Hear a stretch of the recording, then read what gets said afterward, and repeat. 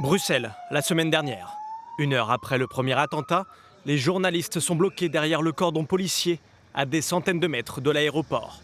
Alors, pour savoir ce qu'il s'est passé, il faut trouver des rescapés au plus vite. C'était la panique. Dans le flot de passagers, les témoins directs sont rares. Je suis vraiment psychologiquement perturbé. Je sais pas, parce que juste ce que j'ai vu, c'est de l'horreur. Mais de nouveaux journalistes arrivent. Je suis vraiment désolé, monsieur, vous pouvez nous redire ce que vous avez vu? L'homme est sous le choc. Cela fait plus d'1 heure qu'il répond aux journalistes. Et ce n'est pas fini. Est-ce qu'il est possible de faire une petite interview avec vous à l'écart de ce côté-là pour BFM TV, la chaîne de l'information française? Quelques instants. C'est possible? Venez avec moi. On va se mettre là-bas. Quand on a commencé à 4 heures, tout était calme. L'interview sera coupée en direct. L'actualité est sans pitié. Les passagers Et pris au direct Bernard Cazeneuve à l'Elysée. Ces images, cette psychologue les a vues devant sa télé et ça l'a choquée. Quelques minutes ou quelques heures après un événement de cette gravité-là, vous êtes dans un état qui est survivre, c'est-à-dire faire tout ce qu'il faut pour être à l'abri, en sécurité, etc.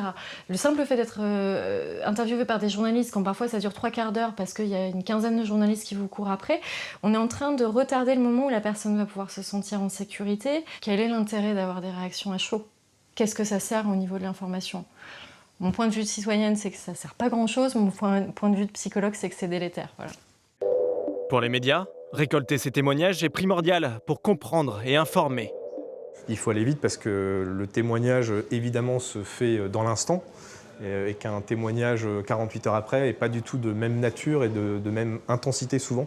Donc voilà, il faut aller vite aussi parce que les témoins, ils sont là au moment où ça se passe et puis après, parfois ils disparaissent et parfois ils n'ont plus envie de parler derrière, ce qui est tout à fait compréhensible.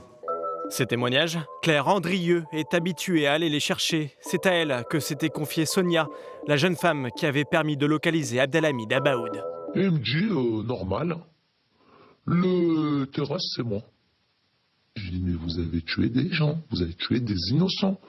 Il me dit non, ils sont pas innocents, faut regarder ce qui se passe chez nous en Syrie. Moi, souvent, je suis troublée par les témoignages que j'entends et je pense que c'est aussi parfois ce qui fait que les gens vont se confier ou pas.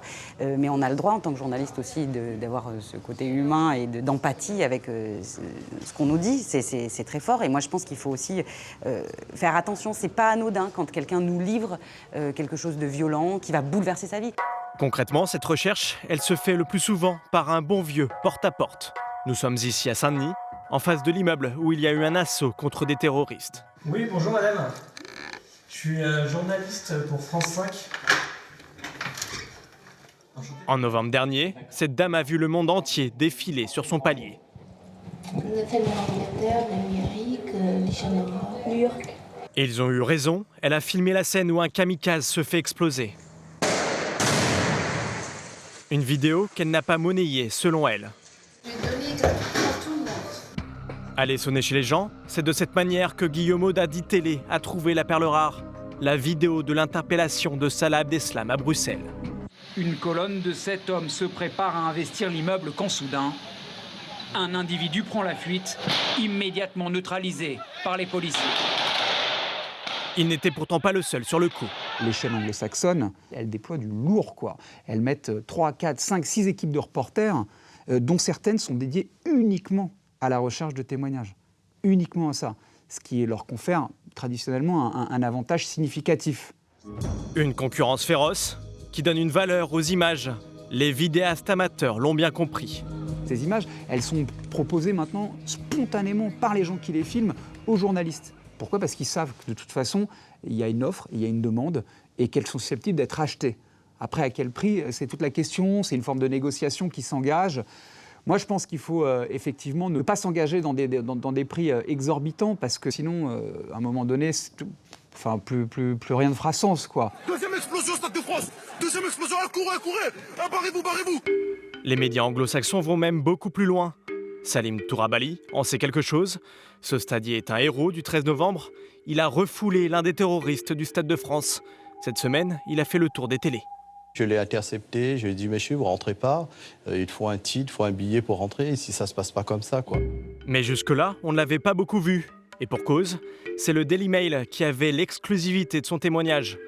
Pour ça, Les journalistes anglais sont allés le chercher chez lui et ont payé à lui et ses proches une semaine de vacances à l'île Maurice.